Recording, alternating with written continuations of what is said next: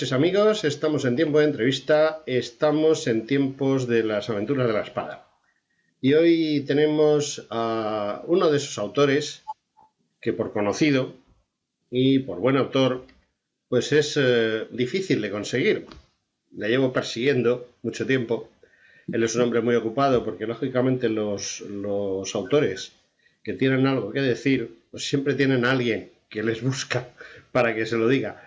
Y bueno, pues al final hemos conseguido coincidir y bueno, pues estoy súper contento porque está con nosotros uno de los hombres que desde mi punto de vista mejor conocen, casi más que mejor conocen, mejor entienden el carlismo por un lado y la historia del siglo XIX y del siglo XX de este país. Y ese hombre se llama Javier Barreikoa. Buenas noches, Javier. Muy buenas noches, don José Antonio. Muchas gracias por perseguirme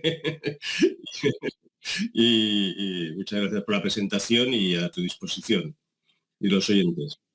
Bueno, pues mis oyentes están encantados de tenerte a ti. Hay un problema con mis oyentes. Llevan 5 años oyéndome y cada vez son más. Y los que empezaron desde el principio, casi todos siguen estando. Porque es lo bueno que tiene transmitir por internet los programas, porque como se queda reflejado quién te escucha, quién te sigue, etcétera, pues digamos que tenemos una clientela fija. Y además esa clientela, cuando me manda emails o WhatsApp, es dura de pelar. De modo que tenemos un trabajo arduo, tú y yo. ¿Sabes? Porque nos van a despellejar luego. Bueno, Javier, te voy a llamar de tú, porque más o menos somos de la misma quinta y además, últimamente yo me he vuelto muy moderno, muy transversal, muy progre y le llamo de tú a casi todo el mundo. Pero estoy harto, me he tirado 40 y tantos años en la empresa esta que se llama la Mili, llamándole a usted a todo el mundo y ya estoy harto. Me he quitado la corbata y me he quitado el usted. Pues Javier, pregunta, ¿cómo es que usted, un hombre indiscutiblemente inteligente, se ha metido en estos lares de escribir libros que suelen dar problemas y pocos y adustos beneficios? Bueno, ciertamente ya escribir libros ya no es lo que era, porque en estos momentos, primero ha descendido en picado el número de lectores de cualquier tipo de literatura o estilo, y luego, pues porque vale la pena en este mundo de pensamiento único, pues repensar las cosas, repensar la realidad. Es evidente que estamos más que estereotipados en el conocimiento, en las formas de pensar, y entonces abrir brechas en el campo del pensamiento yo creo que es básico para algún día poder cambiar esta sociedad, ¿no? Bueno, yo he estado mirando, como siempre, yo tengo aquí el libro de don Javier, es su último libro, porque don Javier es prolífico como él solo, y bueno, pues en ese lateral que viene aquí doblado detrás de la portada, nos habla mucho de don Javier, muchísimo más de lo que parece. Hay una serie de líneas, pero como decía Jardiel, bueno, Jardiel decía que entre líneas hay espacios en blanco, pero yo digo que entre líneas se lee mucho. Y aquí leo que tú eres un hombre de universidad, de muchas universidades. ¿Qué nos puedes contar de eso? Haznos ese breve currículum, pero no para obtener un puesto de trabajo, sino para que realmente conozcamos ese bagaje cultural que yo creo que es más que impresionante, ¿no? Sí, bueno, a ver, yo empecé a trabajar en la Universidad de Barcelona como profesor. Ya desde estudiante pues me apasionaba todo el tema social, todo el tema político. Me fui especializando en temas de sociología y bueno, pues pronto pude entrar en la universidad como profesor. Empecé en la universidad pública donde, bueno, pues muy brevemente para que os deis cuenta o los oyentes se den cuenta cómo está funcionando aquí la cosa en Cataluña, todo fue muy bien. Tenía un contrato de renovación anual automático, con aprobación del jefe del departamento, hasta que un día se me ocurrió escribir un libro que se llamaba Historias ocultadas del nacionalismo catalán, y llevaba ya 18 años dando clases en la Universidad de Barcelona, y al cabo de pocos meses tocaba renovar y recibí la carta de muchas gracias por los servicios prestados. Esta es la libertad y la tolerancia que nos podemos encontrar en esta pobre Cataluña, ¿no? Pero bueno, también ya combinaba mi vida laboral en la universidad privada, y actualmente estoy en la Universidad Abat Oliva de Barcelona, y desarrollando pues una labor en el área de ciencia política, sociología, opinión pública y psicología social. Sí, pero yo he visto que has estado entre medias, has tocado algunas universidades extranjeras, ¿no? Sí, por suerte pues he podido trabajar en la Universidad de Berkeley, he estado en Harvard, he estado también en universidades hispanoamericanas que son fantásticas, esos países, a pesar de todos los problemas que ahí te encuentras cuando haces estancias de investigación. He tenido contactos con la Universidad de Grecia, pues con estancias en Chipre, por ejemplo. Y bueno, sí, la verdad es que me ha tocado moverme un poquito por este mundo, y son experiencias, pues evidentemente, que enriquecen muchísimo. Uh-huh. Oye, por lo que veo, bueno, todo el mundo sabe que este no es tu primer libro. ¿Qué número hace? Porque debe hacer un número alto, ¿verdad? Bueno, ahora acaba de salir el número 17. Acaba justito de salir ahora. Y 17 como autor único. Luego, en colaboración con otros compañeros, pues tengo 15 libros más.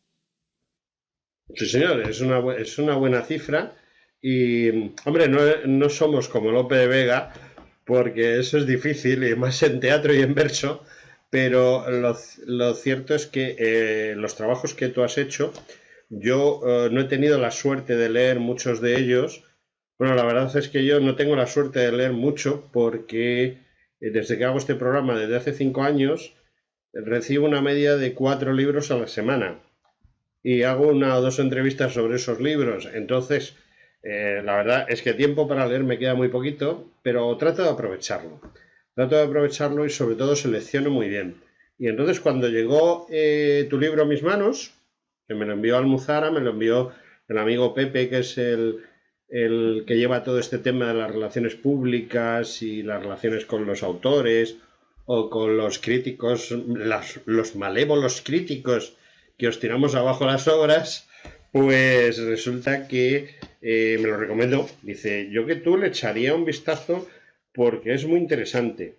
Entonces yo lo miré y dije, caramba, prácticamente hasta la página 170 de tu libro, que es Primera, Segunda y Tercera Guerra Carlista, como tales guerras, pues ya lo había leído, por ejemplo, a Carlos Canales, que fue socio mío en la editorial La Espada y la Pluma, o los conocía por otras obras, aparte que lo había tenido que estudiar en la universidad.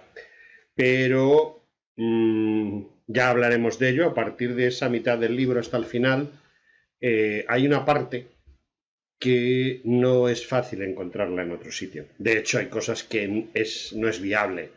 Es decir, es tu opinión sobre algo muy interesante. Y bueno, ahora después llegamos a ello.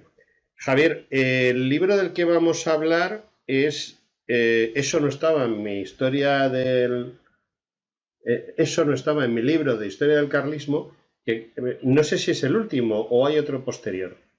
En esta colección esto no estaba en mi libro de la historia de la Revolución Rusa, que ha sido el último en esta colección.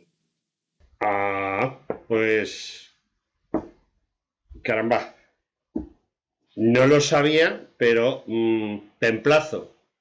Creo que hablas buen castellano, tú has leído también a Lope, a Quevedo y a los clásicos, y te emplazo a hablar de la Revolución Rusa, porque es mi tema favorito, ¿sabes? O sea, aunque yo me especialicé y hice la tesis, como dice la gente, ¿y usted de qué hizo la tesis? Yo hice una tesis, no una tesis sobre Aníbal, pero vamos, creo que la Revolución Rusa es muy importante, creo que es la culpable del globalismo actual, es decir, si no hubiese habido comunismo, no habría globalismo. Y no habría comunismo si en febrero y luego en octubre del 17 hubiesen pasado las cosas que pasaron. Sí, Que en sí. realidad tampoco pasaron exactamente en esas fechas porque el calendario gregoriano tampoco es el juliano. Con Sí, lo cual, a mí me hace mucha gracia porque la gente confunde las fechas, pero la culpa la tenemos también los historiadores y la Iglesia, tanto la católica como la ortodoxa, ambas. por no ponerse de Bueno, acuerdo. emplazado quedas para que hablemos del tema ruso. Vamos a Perfecto. hablar del carlismo porque además creo que, no es que diga que no lo seas en el tema del comunismo y de la historia de Rusia, pero entiendo que tú eres un puntal dentro de la historia del carlismo. Y como tal puntal dentro de la historia del carlismo, pues yo te preguntaría, ¿por qué este libro de historia del carlismo? Yo creo que ya lo sé, pero nuestros oyentes no tienen ni idea, salvo que hayan leído el libro, difícilmente, porque la verdad es que con estos tiempos de pandemia ha habido libros que no han llegado fácilmente a las librerías, ni fácilmente. Ha habido libros que han llegado con facilidad, otros difícilmente. Este yo creo que no ha sido de los que fácilmente han llegado, porque a mí ya te digo, me ha llegado hace muy poquito. ¿Por qué esta historia del carlismo cuando ya se han escrito varias historias del carlismo? Sí, es verdad que hay muchísima historiografía sobre el carlismo, sobre las diferentes guerras, sobre todos los aspectos del carlismo. Pero a mi entender, el carlismo es el gran olvidado del siglo XIX de la historia de España. Tenemos de pensar que no solamente fueron 3 guerras civiles, sino pues constantes, bueno, aparte de muchísimos otros intentos de alzamientos militares a lo largo del siglo XIX. Hubo pues toda una idiosincrasia que se estaba fugando en ese siglo del futuro de lo que iba a ser España, ¿no? Si triunfaban o bien los liberales o bien la rama carlista. Y a partir de ahí, claro, mi sorpresa, sobre todo cuando yo estudiaba de muy jovencito, ya no en la universidad, sino pues mi book famoso, era encontrar que se dedicaba al carlismo un par de párrafos, se simplificaba y se estereotipaba diciendo que eran los absolutistas, y a partir de ahí ya se pasaba ya al siglo XX, ¿no?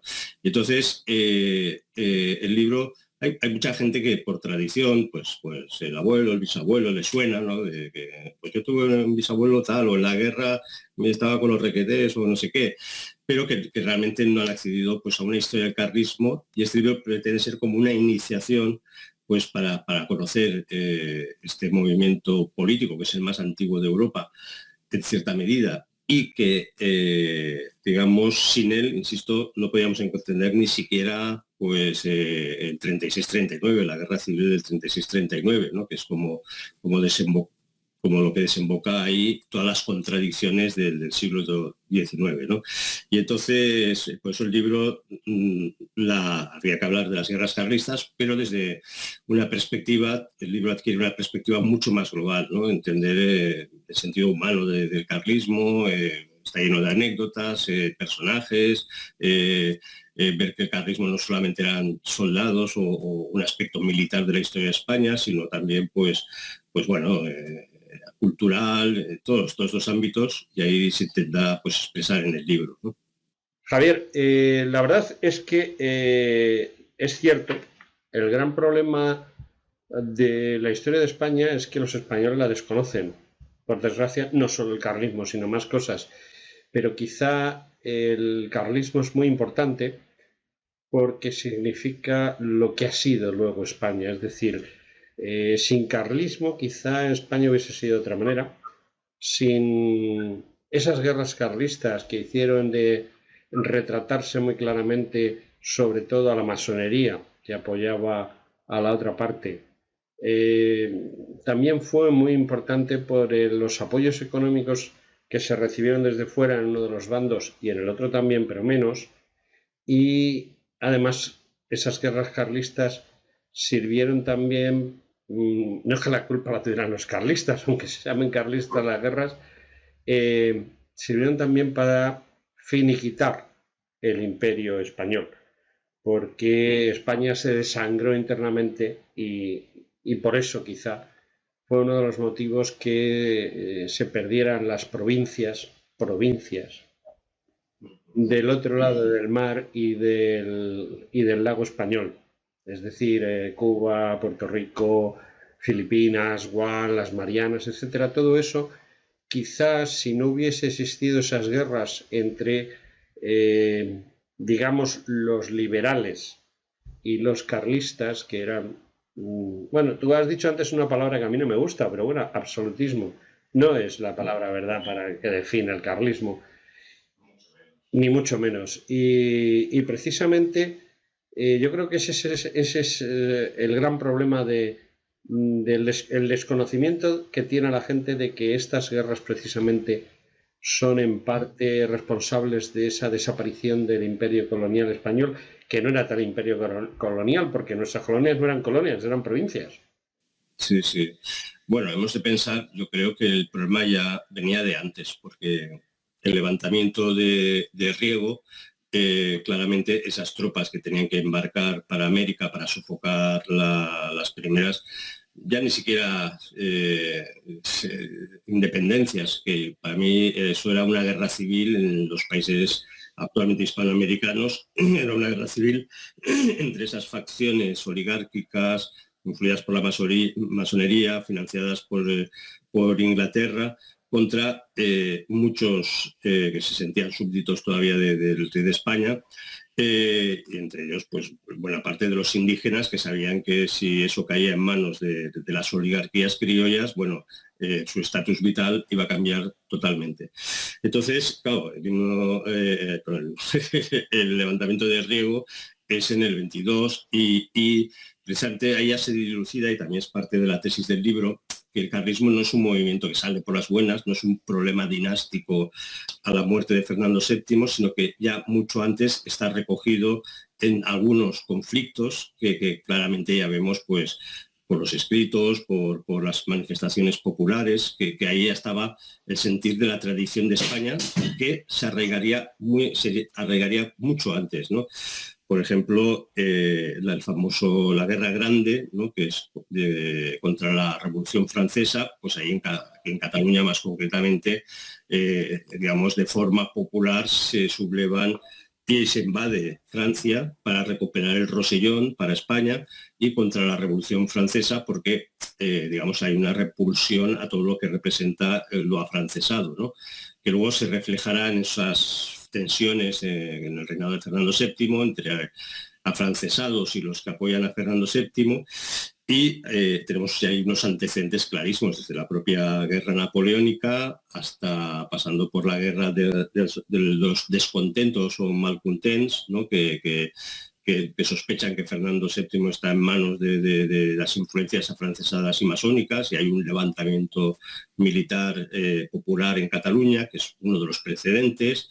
La guerra contra el trienio liberal. Bueno, hay claramente unos antecedentes, y entonces es verdad que también que se resiente España y Cuba, Filipinas y todo se va a perder en las provincias, pero también es curioso cómo durante las guerras carlistas gobiernos o países como Holanda, por ejemplo, a Carlos VI, uno de los pretendientes de la dinastía carlista, le ofrecen ayuda económica y militar si les cede Filipinas, y él evidentemente dice que no. O Carlos VII, Estados Unidos le promete ayuda a cambio de ceder Cuba, y él le dice evidentemente que no, que eso es suelo patrio y eso evidentemente no es innegociable, ¿no? Y es verdad que hay esa interacción muy interesante, que claro, España se desangra, pero lo que es interesante es ver que no se desangra insisto, una mera polémica, sino que ahí hay contenidas dos Españas que realmente se estaba jugando, y se jugó el ser y la esencia de España con respecto a esa tradición que yo en el libro ya lo indico. ¿Por qué luchaban? ¿No? La famosa anécdota de Unamuno, ¿no? Hay que salvar España. Poco antes de morir dice, España tiene que salvarse. Bueno, ¿salvarse de qué? Y tiene que salvarse de perder su esencia. Y la esencia pues ya está en el Tercer Concilio Toledano, donde por primera vez se recoge una unidad política bajo una monarquía y una religión católica, ¿no? Y eso, a pesar de la invasión musulmana y todas las teorías actuales que intentan decir bueno, que no tenemos ninguna relación con los visigodos, no tenemos ninguna relación, y España empezó pues con unos cuantos astures locos, pues esa tradición estaba tan vigente que encontramos como en el siglo XIX se estaba celebrando el aniversario, el centenario de Concilio Toledano, se celebró en España por todo lo alto, porque eran conscientes que ahí estaban las raíces, ¿no?, de lo que éramos. Y por eso el trilema carlista, Dios, patria, rey, ¿no?, enlaza como muy bien con esta tradición hispana.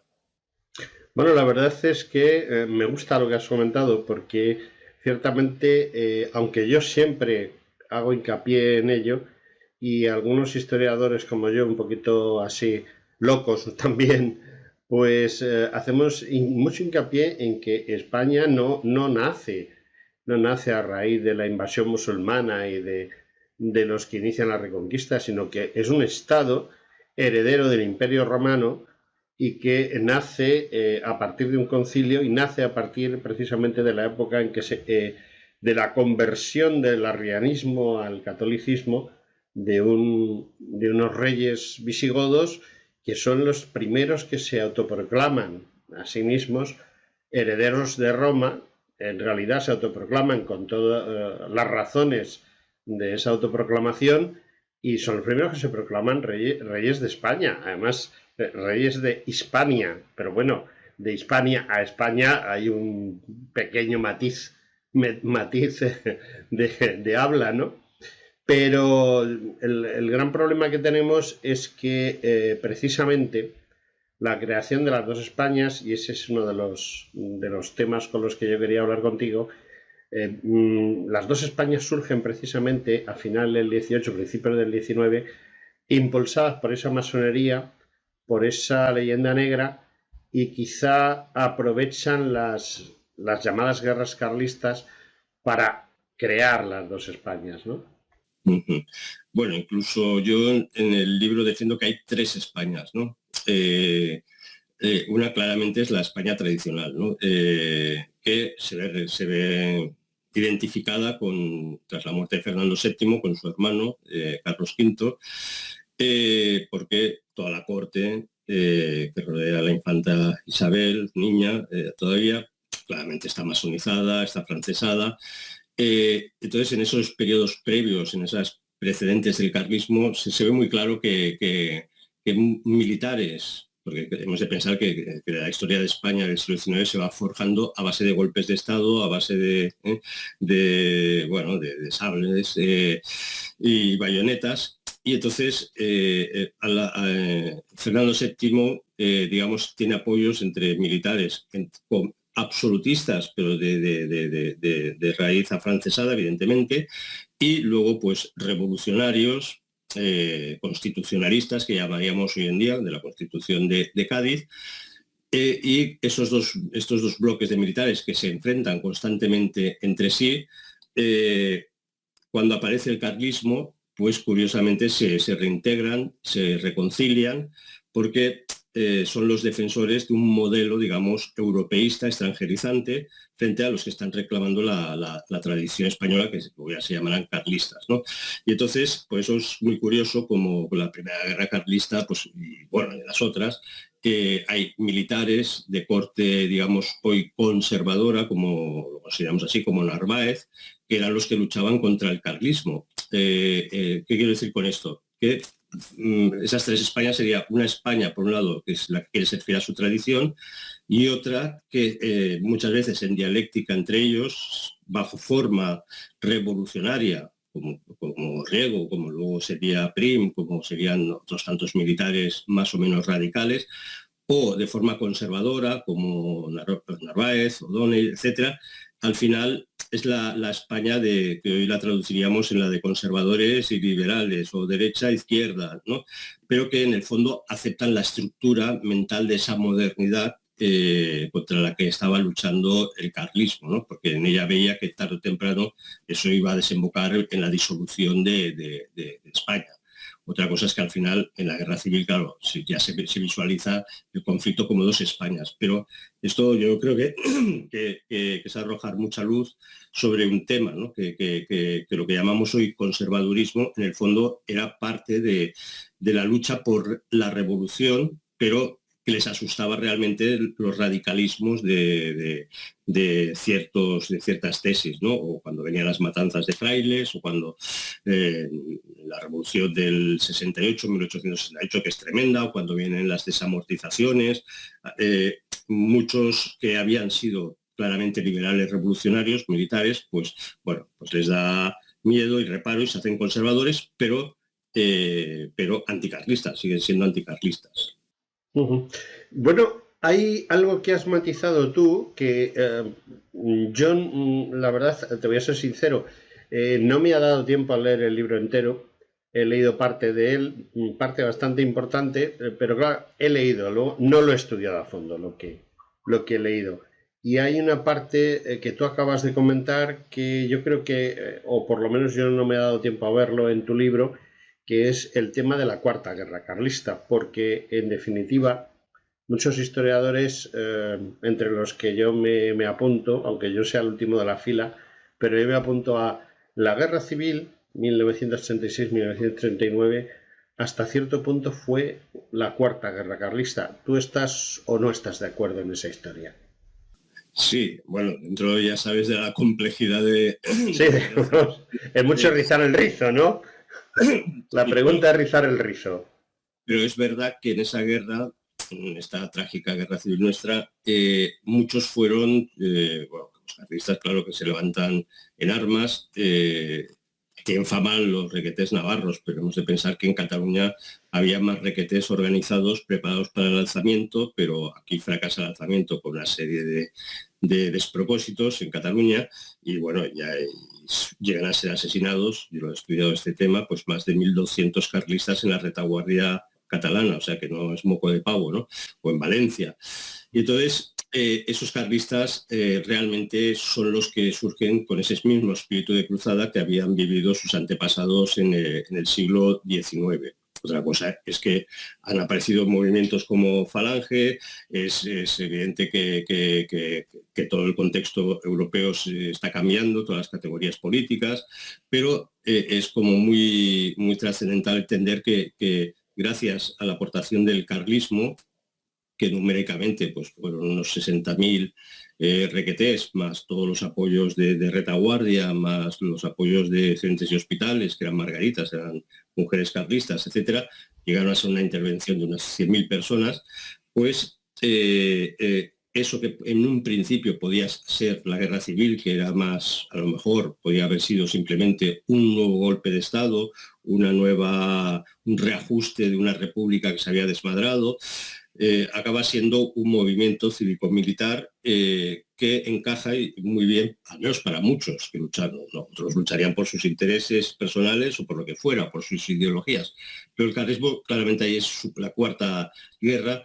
Y gracias a eso, pues cosas tan curiosas como todos los militares que se alzan bajo el pacto de salir con la bandera republicana. Pero ante la explosión de voluntarios que salen con las banderas bicolor, y esto es clarísimo, ¿no? La primera bandera bicolor que sale es la del Círculo Carlista de Pamplona, que se vaya hacia el frente norte a conquistar Guipúzcoa, y con el Sagrado Corazón entronizado, y entonces, bueno, digamos que al final ese espíritu del carlismo hace que para ellos que era una cruzada claramente, esa guerra civil tenga sentido, me explico, porque bueno, pasaron unos años y hasta 1947, que no llega la ley de sucesión, la estructura jurídica española está enraizada con la República, porque es en el 47 cuando finalmente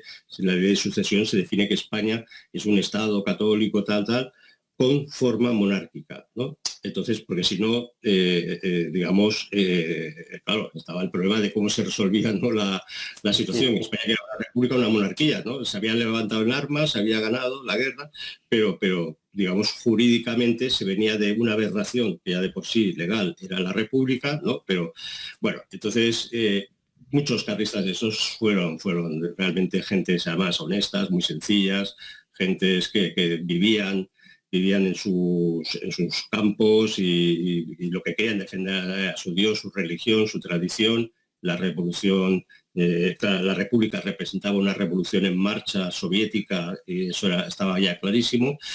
Y luego, cuando se ganó la guerra, pues muchísimos volvieron a sus trabajos, no pidieron prebendas, los campesinos volvieron a sus cultivos, y entonces es pues muy emocionante, ¿no? Ver que todavía había ese resto, ¿no?, de esa España tradicional que pues posiblemente nos costaría muchísimo encontrar. Me has puesto tres preguntas encima de la mesa. No puedo hacerte las tres preguntas a la vez y el problema que tengo es en qué orden te las hago. Vamos a ir por lo más antiguo, quizá. No sé por qué, pero yo entiendo perfectamente el tema porque además, aunque yo digamos que no comulgo con las ideas carlistas, no es que sea contrario en absoluto.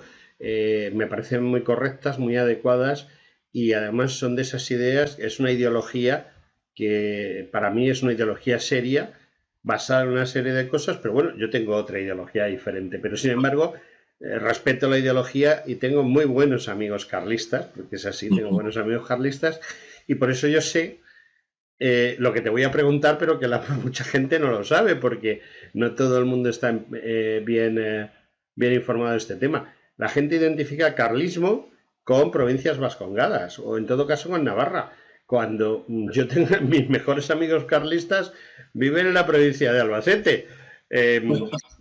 Sí, yo sé que además además yo sé perfectamente que quizá el carlismo estaba más arraigado en el Levante español, es decir, por ejemplo, Castellón, Morella o algunas de las provincias catalanas o la misma Valencia y tal, Cuenca, estaba mucho más arraigado el carlismo allí, quizá a lo mejor que en la provincia de Vizcaya o en cualquiera de las otras provincias vascongadas, ¿no?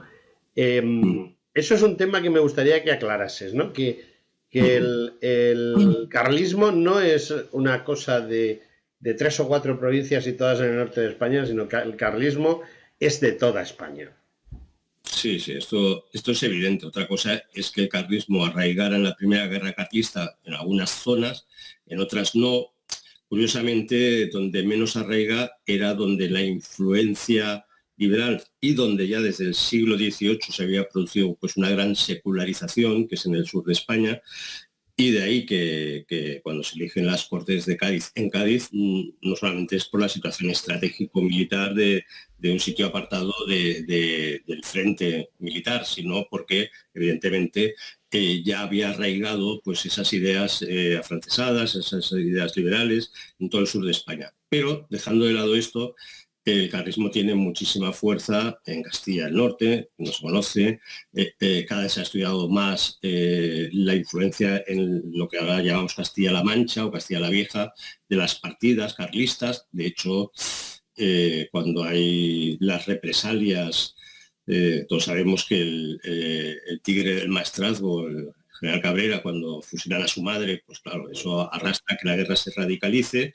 Se fusilan, por desgracia, pues también enemigos del carlismo, militares, oficiales, y eso recrudece mucho la guerra. Pues esas zonas de Castilla-La Mancha, pues muchísimos guerrilleros son apresados y los suboficiales son llevados a la isla de Tabarca y ahí son fusilados, o sea, y todavía pues hay una placa que los recuerda.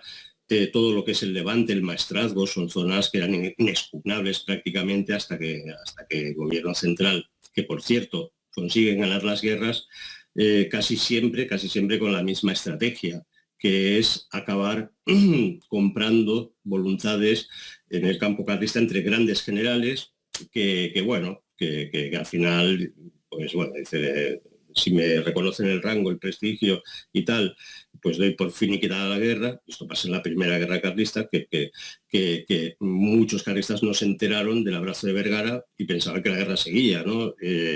Bueno, entonces es verdad, en Cataluña hay un arraigo tremendo, porque en Cataluña se producen más movimientos y alzamientos carlistas en el siglo XIX que en el resto de España. Por ejemplo, la guerra de los agraviats o de los agraviados, que es una guerra que se va sucediendo varias veces a mediados del siglo XIX, solamente casi reducida a Cataluña, pero que pone en peligro pues todo el sistema, porque los republicanos también se lanzan al monte, y entre carlistas y republicanos, como digamos digamos llamaban la repulsión especial la monarquía liberal, pues se respetaban las partidas, y entonces pues, el gobierno central no sabía qué hacer con ello. Bueno, en Cataluña hay hasta un alzamiento en 1901 en todas muchas poblaciones. Ahora se está estudiando. En 1901 el epicentro es todo el Maresma, Badalona, pero todavía hay fuerza suficiente para decir, bueno, hemos perdido, coincide con la pérdida de Cuba, de Filipinas y todo esto, y las crisis de gobierno, y entonces, pues bueno, hay incluso alzamiento. Y esto en muchas poblaciones de Cataluña, y estamos hablando del principio del siglo XX, ¿no? Y aún así consigue mantenerse vivo otra generación de carlistas hasta el 36, con esa aportación tan brutal, ¿no? En Barcelona en el 36 había hasta 12 distritos carlistas, o sea, había 12 círculos en Barcelona solo, ¿no? O sea que ya te digo que otra cosa es que por las desgracias del fracaso del alzamiento en Cataluña, pues eso eso impide que posiblemente la guerra hubiera durado mucho menos, ¿no? Si en Cataluña hubiera triunfado el alzamiento y se hubiera acabado en pocos meses la guerra, ¿no? Pero bueno, la historia es la historia y es lo que hay. Nosotros y no la podemos cambiar, ¿no? No podemos hacer una ucronía. Casi me has respondido a otra de las preguntas que yo tenía preparadas o que me habían surgido, pero yo, totalmente imparcial además en este tema, es de esos pocos temas en el que puedo decir, mira usted, yo no estoy ni de parte de unos ni de otros, sino que yo tengo mi propia idea de lo que se debiera de haber pasado, luego no es lo que ha pasado, lógicamente. Quizá los mandos carlistas, empezando por el propio rey y por los mandos carlistas, tanto políticos como militares, ha habido buena fe en las diversas guerras carlistas, se han fiado de lo que han propuesto o han dicho la parte contraria, los liberales, y hasta qué punto esos acuerdos de paz, esos armisticios, porque en algún momento alguna finalización de alguna de esas guerras carlistas ha sido más un armisticio que una finalización de una guerra. Quizá los carlistas han sido más proclives a ser consecuentes y a cumplir su parte del trato, mientras que los liberales no han sido precisamente tan correctos como debieran de haber sido. Es que lo otro es una palabra muy fuerte. Sí. Pero tú me entiendes lo que yo te pregunto, ¿verdad? Sí. Bueno, a ver, claro, un siglo de historia, un siglo y medio, mejor dicho, que haya casi 180 años desde la primera guerra civil, pues da mucho de sí, ¿no? Pero es verdad que bueno, esas tradiciones que te decía de algunos militares eran... La primera guerra carlista, pues don Carlos V tenía pues todavía militares que pensaban que iba a ganar el bando carlista, ya los llamados ojalateros, ¿no? Porque decían, ojalá lleguemos a tal sitio, ojalá conquistemos, ojalá tal, ¿no? Pero no hacían nada, ¿no? Hay un precedente que sí que deja muy claro lo que va a ser ese enfrentamiento de las dos Españas, que es en la guerra de los malcontents. Se levantan en Cataluña en armas pues las poblaciones, y tiene que venir el propio Fernando VII a Cataluña, llega hasta Tarragona, hace una gran proclama a favor de la tradición, de los ideales de la tradición, etc. Y entonces, bueno, convence que se desarmen todas las partidas que se habían levantado en armas, y ya cuando marcha Fernando VII se da orden de todos los que han entregado las armas, todos los líderes de las partidas y las guerrillas, pues todos sean ejecutados y fusilados. Y fueron ejecutados y fusilados, lo cual claramente es una traición por cierto, muy parecida con lo que pasó en la Guerra Cristera, cuando pues la jerarquía eclesial les obliga a entregar las armas, pues el gobierno federal luego pues iba pueblo por pueblo y a todos los líderes cristianos los iba matando. Pues esto ya había pasado en España 100 años antes, ¿no? Luego, ¿qué pasa con los carlistas que pierden las guerras? Pues primero, pierden el patrimonio, todos pierden el patrimonio. Y entonces esto es terrible porque lo que se llamó la nobleza de la alpargata, que es, digamos, esos campesinos, fueran de Navarra, fueran de Vascongadas, fueran de Cataluña, fueran de Valencia, de muchos sitios, pues se arruinaron. Había familias enteras que se arruinaban, pero seguían luchando, ¿no? Por el espíritu, manteniendo el espíritu, y cuando pues la revolución volvía pues a acelerarse, al cabo de una generación, pues bueno, volvían a levantarse en armas. Eso por un lado. Pero por otro hay cosas muy interesantes, como muchos que podían, digamos, pagar su pena fuera de cárcel, fuera su condena a muerte por haberse sublevado, pues curiosamente participando en las guerras en Cuba, en Filipinas. Entonces ahí hay mucha tradición. Fueron muchos soldados, también fueron muchos prisioneros. Hay un momento que ya en la Tercera Guerra Carlista, que tienen tanto pánico a los prisioneros que se están llevando a Cuba que se levanten en armas, y que además el obispo ahí en La Habana era un obispo más de tradición carlista, pues bueno, hay un miedo, ¿no?, en Madrid de que Cuba se levante en armas a favor de Don Carlos. Bueno, yo creo que quizás la imagen más paradigmática es la del famoso cura de Santa Cruz, que tenía fama de ser un guerrillero salvaje, brutal, no hacía caso ni a sus propios generales y oficiales. Bueno, la historia es muy larga, no quiero alargarme, pero cuando se ve obligado a exiliarse, se va a Francia, y ahí se encuentra con don Carlos VII, le pide perdón por todo lo que, si ha hecho algo malo, porque en la guerra.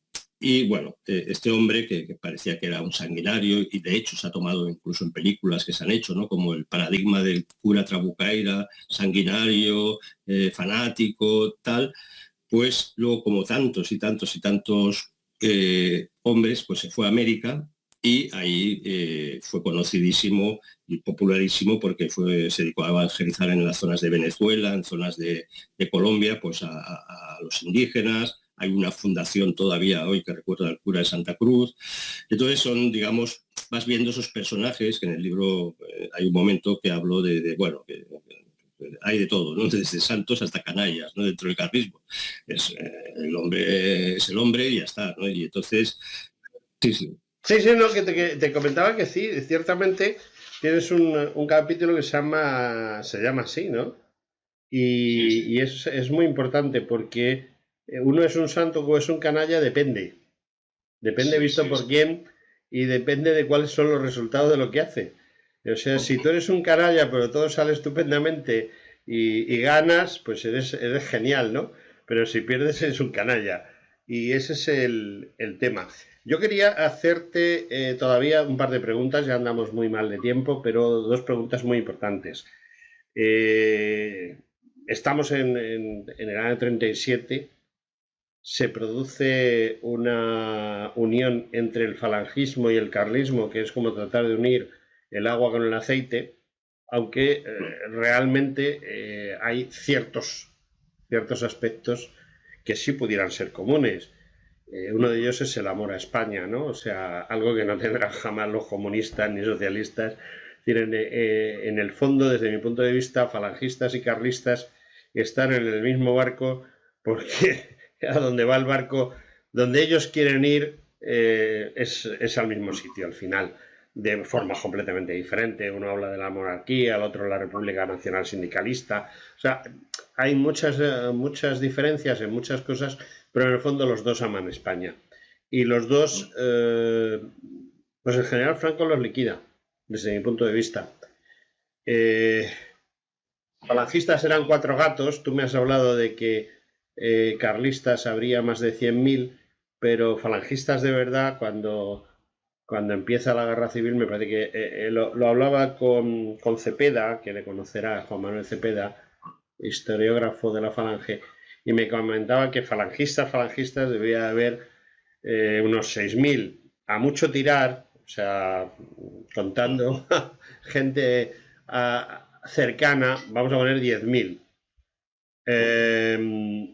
Franco tiene la suerte de que empieza la Segunda Guerra Mundial y se los despacha mandándolos a Rusia, y allí los comunistas se ocupan de la división azul. No, me iba a referir a que es la división reconocida por todo el mundo.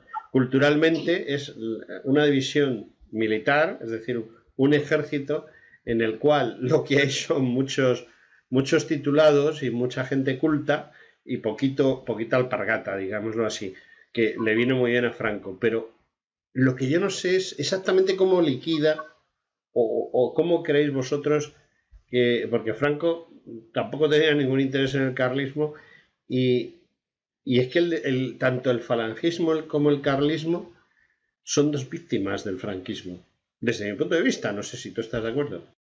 Sí, dicho así, claro, eh, el, el decreto de unificación es tremendo, ¿no? Porque es contra natura, ¿no? Porque evidentemente el carlismo arrastraba una tradición monárquica que en Falange no existe también. Y los camisas viejas son los primeros que se quedan descolocados, ¿no? Entonces, pero bueno, el sacrificio que se hace el carlismo y que hacen los camisas viejas porque hay que ganar la guerra y tiene que haber un mando unificado, y por eso la República pierde la guerra porque ahí todo el mundo quería mandar, todo, Efectivamente. pues bueno, fue un sacrificio muy duro, que luego, ¿en qué derivó? Derivó, a mi entender, en que muchos de esos viejos, camisas viejas, verdaderos falangistas, y muchos carlistas que creían que se habían cumplido con su deber y por tanto tenían que volver a su casa, pues esa estructura política nueva, que era FETI de las Cons, digamos, se rellenó con gente que ni o bien era carlista o bien ni era falangistas, ¿no? Y entonces, bueno, se acaba convirtiendo en una estructura, parte de la estructura del Estado, que necesita una legitimación social, porque se define el alzamiento como movimiento cívico-militar, y entonces, pero que era tan importante para Franco estar a buenas, pues sea, digamos, simbólicamente con estas facciones populares que se levantaron en armas, que pues Franco no dudó en ponerse, como hemos visto en muchos retratos, pues la camisa azul y la boina roja, ¿no? Cuando Franco no tenía tradición carlista, evidentemente, ni mucho menos falangista, ¿no? Entonces ahí está el tema, ¿no? Que el carlismo se encuentra, cuando acaba la guerra, en una situación que nunca le había ocurrido, ¿no? En un siglo de historia, que era que había perdido las guerras, pero mantenía su identidad, tenía su dinastía, por lo tanto se había perdido la guerra, pero los pueblos seguían habiendo círculos carlistas, había curas carlistas, la inmensa mayoría de seminarios y seminaristas, que muchos en España salían de Vascongadas y Cataluña, venían de las masías o de los caseríos carlistas. Bueno, el carlismo había conseguido, bueno, había sido derrotado militarmente, pero, digamos, mentalmente seguía ahí sólido como una roca, ¿no? Entonces llega el 39 y se ha ganado la guerra, ¿no? Pero se pierde la paz, ¿no? Entonces esa contradicción de que el carlismo queda como descolocado y encima empieza a intuir que esos juegos de que España sea una monarquía es para ir preparando, como luego ya se vio, el retorno de la dinastía liberal, frente a la cual los carlistas habían luchado durante ya 130 años, ¿no? Y entonces todo eso, claro, psicológicamente, si no somos capaces de penetrar en esa situación, no entenderíamos lo que sufrieron, ¿no? Muchos carlistas, decir, bueno, hemos hecho una guerra, la hemos ganado, y es verdad, llegaron 40 años de paz y fueron, pues, digamos, claro, buenísimos para España, ¿no? Pero como no se resolvió realmente el drama de esas dos Españas, llega la transición y vuelven a brotar las contradicciones, ¿no? Una dinastía liberal, Juan Carlista, que nos ha llevado donde nos ha llevado, la reaparición otra vez de ese radicalismo de izquierdas que odia simplemente España y la quiere destruir. Y la gran diferencia es que en estos momentos pues ni el carlismo ni la falange, aunque la falange era numéricamente pequeña, pero bueno, se había destacado por su capacidad de combate en las calles y de enfrentarse al enemigo. Pues claro, eso, digamos, hoy ya no tiene fuerza política, ¿no? Entonces, es esa España descompensada que, paradójicamente, habiendo ganado una guerra donde se podía haber liquidado esa contradicción, pues por no haber atado, se dijo que se dejaba todo bien atado y bien atado, pero yo creo que se dejó muy Sí, se desatado. dejó bien atado, pero no para quien debiera. Exacto, y entonces, y al final, como tú, bueno, historiador sabes, pues ya sabes que la historia se acaba repitiendo. Hay categorías históricas que siguen ahí, pueden adquirir una forma u otra, pero acaban estando ahí, ¿no? Entonces, este chavismo, estos podemitas, en el fondo, pues representan esa revolución radical, ¿no? que se vivió en la Segunda República, y que nos iba a llevar a una revolución soviética. Pues esto hará lo mismo, ¿no? Y la derecha y la izquierda, esta derecha conservadora y esta izquierda que dice que ama mucho España, ama el Estado español. Eso sí, hay que reconocerle que al PSOE ama el Estado español, pero la España no. Entonces, Ama la estructura económica del Estado. ahí ha dado. Entonces, eso es lo que está carcomiendo el alma de España, ¿no? Y España, claro, un cuerpo sin alma pues se muere, ¿no? Y por eso estamos viviendo la desintegración y desmoralización, todo lo que estamos viviendo, ¿no? Bueno, siento decirte que hace un rato que el reloj de arena, yo tengo un reloj de arena, y el reloj de arena se ha quedado sin arena, sin reloj, sin todo. Yo siempre hago la misma pregunta. Esta pregunta es genérica, ¿no? Es como eso de cómo se llama usted, cuándo ha nacido, no. En este caso es... Yo no sé nada del carlismo, no sé nada de Javier Barraicoa, y bueno, pues me gustaría comprar este libro, pero no sé si comprarlo o no. Véndeme tu libro.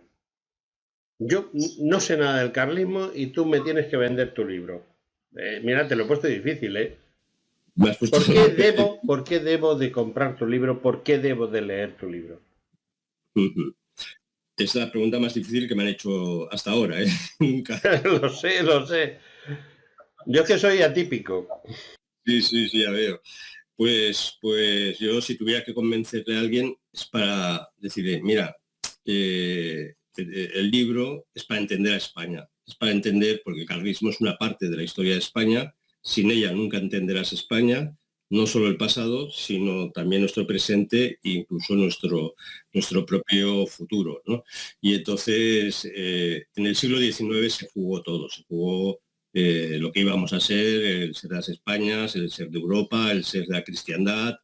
Y entonces tienes que conocer el carlismo para conocer España, si realmente quieres amarla, ¿no? Por aquello de que pues, solamente amamos lo que previamente conocemos, ¿no? Entonces, no es un particularismo el carlismo, no pido que la gente lo lea, sino que como para conocer una parte de la historia, sino para conocer la historia. O sea, que es esa pieza que muchas veces, de esos relojes tan sofisticados, que sin esa pieza la maquinaria no funciona, ¿no?